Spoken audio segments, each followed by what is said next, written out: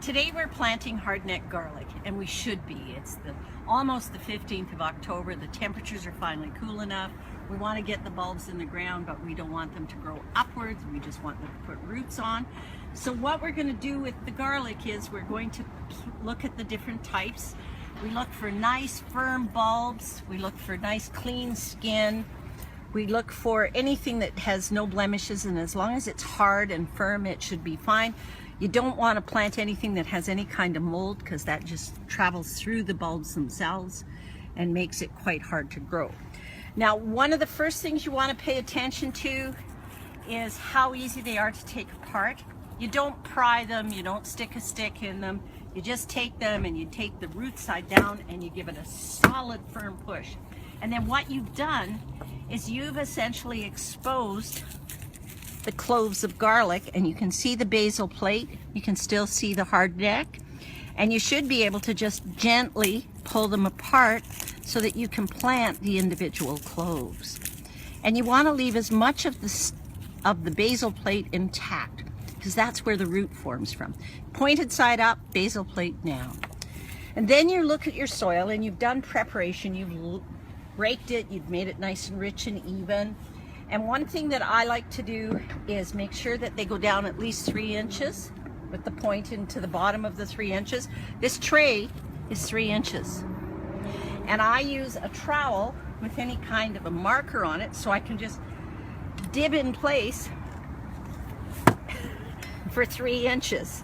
So I will just take it and I will just dib it in place. So what I do with garlic is I like to stagger my row a bit, and I want to go with my holes, and I just make nice trowel marks where I'm going to put the bulbs.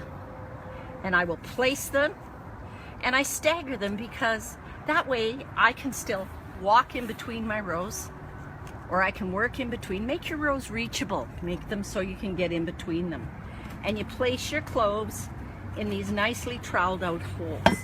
So you take them pointed side up, basal plate down, and you're going to plant them in.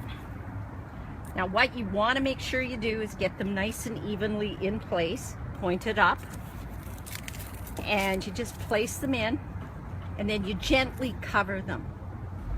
And you gently place them in. Put a label in place. No matter how good your memory is, you won't remember what variety. I prefer a plastic label because wood just makes for fungus and rot as it goes older. Make sure you cover them well.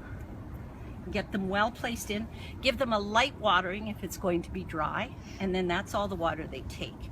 And then they'll go in and they'll spend most of the October remaining month, and they'll put roots down, but they won't grow any green. Then we will get snow cover, but what I like to do is put a layer of leaves on top. So I'll put leaves on top just to keep the moisture in. Then as they grow up, come April, about the first or second week in April, you'll start pulling the leaves away and you'll have green growth. And the green growth will come up, and it'll be up about this by the end of April. Come into May 15th, the leaves will be up like this and they'll start to grow. We get into the early part of June and they'll start to do what we call flowering or scaping. And they grow a stem up the middle with a curled flower. And the curled flower is delicious. Don't just cut it off and throw it away. Cut them off, set them aside, and use them in your salad. You'll really enjoy them. And you'll watch them grow, and they'll continue to grow well into July. And as they grow in July, they'll start to gradually turn yellow at the bottom and go brown and sort of start to put energy into the bigger bulb. And by mid-July, end of July, you're ready to harvest. Don't just go in with a shovel and dig the whole row up. Gently pull at them. If they're not going to pull, use a trowel and take them out, trying not to scar the bulbs because you want them intact. You'll pull them out on a hot sunny day, you'll lay them on the soil, you'll leave them there for about 12 or 24 hours depending. If there's rain, you're going to bring them indoors. And then what you will do is take a tray, like a wire tray, and you'll set them onto the tray and you'll let them dry for another 48 hours or so. Then you're going to clean them. And I prefer to clean them with my gloves on. My gloves because they have a rough, suede-y surface, and I'm going to take and clean the soil off as much as I can. You never wash them, you just let them dry. And it'll probably take them about another week to 10 days in dry place to dry completely.